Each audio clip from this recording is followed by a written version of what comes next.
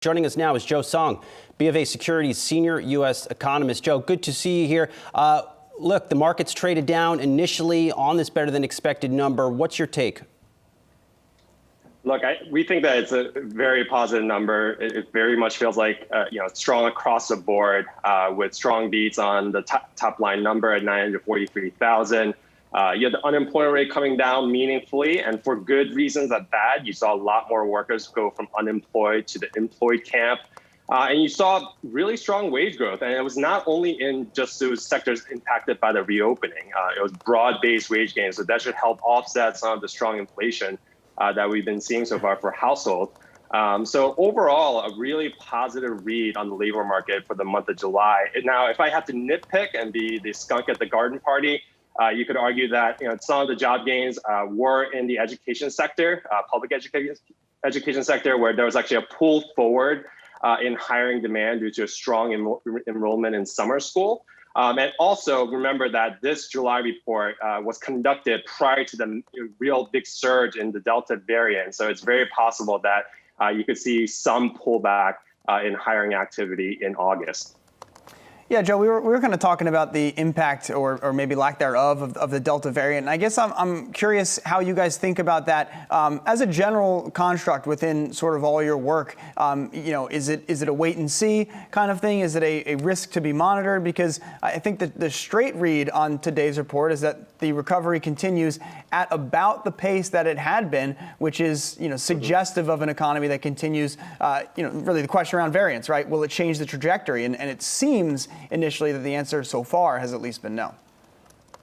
Yeah, it's definitely a wait and see moment.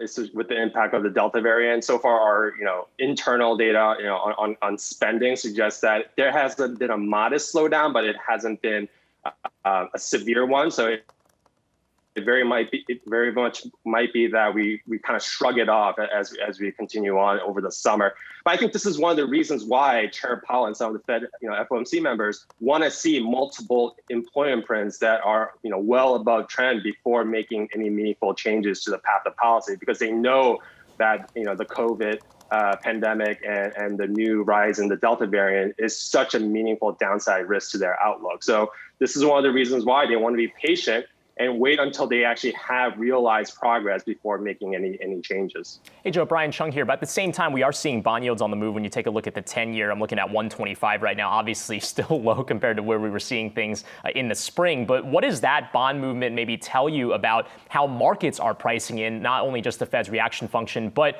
where the economy is going to go? I mean, yes, bond yields move for any reason. It could be economic optimism or pessimism, but it could also be Fed policy as well. What are you gleaning from that? Yeah, I think the bond market is still in wait and see mode as well. They want the data to prove it, that we are on this stronger trajectory. There are some concerns in the second half of this year. We are coming. The outlook has been downgraded some by people on the street. So I think that is keeping some bond participants a bit skittish and staying on the sidelines. That being said, our outlook is still looking for a strong recovery in the second half of this year. All things considered, the Fed, we think that will continue to, move along the path towards tapering and announcing tapering by the fall. And all of those, once that is realized, we do think that bond market should, sell off and continue to, and yields should continue to rise by the year end. Joe, help the average investor understand, why isn't the Delta variant really starting to impact the U.S. labor market? So one thing that we've noticed is, even though there has been a rise in cases, hospitalizations and deaths have been relatively, it hasn't moved in tandem for one as we saw in the prior waves. And what that has allowed a lot of state and local governments to do is stay open, right? They haven't had to put in meaningful business restrictions, which has been one of the big catalysts, previously that slowed down hiring activity and also made workers, more reluctant to re-enter the labor market. But given that, we have a lot more workers that have been vaccinated, and we are keeping the hospitalizations and death counts down. That's allowing workers to remain engaged in the labor force and for businesses to continue to hire. Now, Joe, I guess right now, though, how do you think about labor market churn, which you might not get the best capture of from this report? You might get a better perspective on that from the JOLTS report. I mean, we're seeing a lot of turnover, right? When you take a look at, what Powell was saying at the last FOMC, people are shopping carefully for their next job, whether that's a person in retail or maybe Lionel Messi, right? I mean, a lot of people are looking for other jobs. How important is that going to be as we get into the later parts of this year? Do you think that the turnover is still going to be as high as they are right now?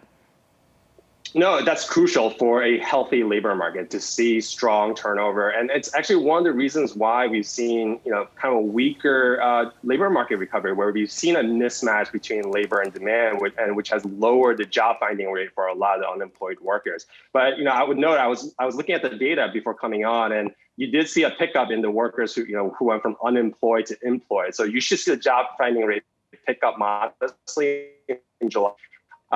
And as we start to work through some of these, frictions in the labor market, you should see the job finding rate pick up, and that should, ease some of the issues that we are seeing in the labor market with a lot of the labor market constraints that businesses are talking about.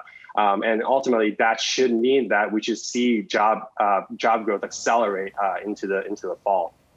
All right, we'll leave it there. Joe Song, BofA Securities senior U.S. economist. Appreciate your time. We'll talk to you soon.